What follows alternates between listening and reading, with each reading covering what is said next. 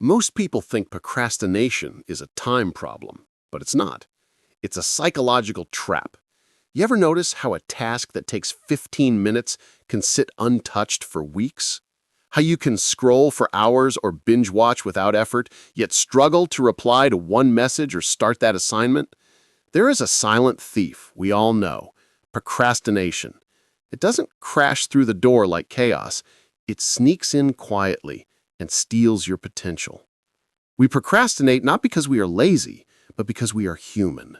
When you tell yourself, "I'll do it later," it feels safe, responsible, almost strategic, but later is where most dreams go to die. Psychology shows procrastination is a stress response. Your brain doesn't view tasks as tasks. It sees them as threats. Fear of failure, fear of discomfort, fear of judgment or complexity. So it activates avoidance, the same protective mechanism it uses in actual danger. Except now the enemy isn't a tiger, it's your goals. The brain whispers, "Avoid this. It feels uncomfortable." And you obey, not because you're weak, but because avoiding discomfort feels like survival. Many people say, "I lack motivation." But motivation isn't something that arrives before action. It arrives after action. A moving car gets fuel to keep going. Motivation works the same. Action creates momentum. Momentum creates motivation. Motivation creates consistency. Waiting for motivation is like waiting for rain in the desert. You may die waiting. Watch the loop unfold.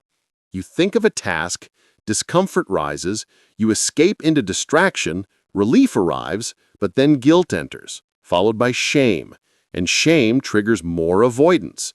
You aren't avoiding the task, you're avoiding how the task makes you feel. Procrastination tells you lies. It's not important now. You'll do better later. You work better under pressure. But pressure doesn't make you better. It corners you into panic. Procrastination isn't a time issue, it's an emotional regulation issue. It's not about tasks, it's about identity. If you doubt yourself, you delay. If you fear mistakes, you stall. If you don't believe you're ready, you wait endlessly. Each delay costs something deeper than lost time. It erodes self-trust. Every unfinished thing whispers, "You don't follow through." Procrastination quietly rewrites how you see yourself. So what defeats it? Not force, not intensity, not waiting for motivation, something smaller. Action, but microscopic action. 1 minute, one step, one move. When you begin, even for 60 seconds, your emotional brain switches systems. The threat dissolves, resistance weakens, and the part of your brain built for focus wakes up. Ideas begin to flow, energy rises. You don't think your way into doing, you do your way into thinking. You don't get courage first, you gain courage by starting. You don't wait for clarity. Clarity arrives after movement. What you believe you need before starting is actually what starting gives you. Your brain doesn't avoid work, it avoids feeling overwhelmed. The way out is shrinking the task. Don't say, "I must finish this." Say, "I'll do this for 2 minutes." Suddenly it feels light, manageable, harmless, and you begin. And once you begin, something magical happens. Momentum takes over. Clean one corner, you want to clean more. Read one page, it becomes 5.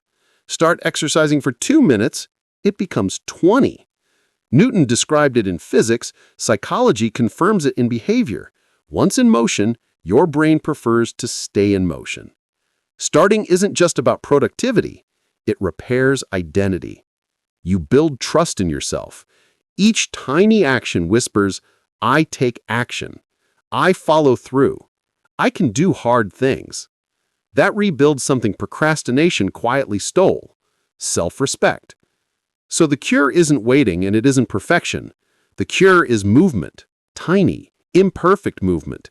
Because the moment you start, your brain stops resisting and begins helping.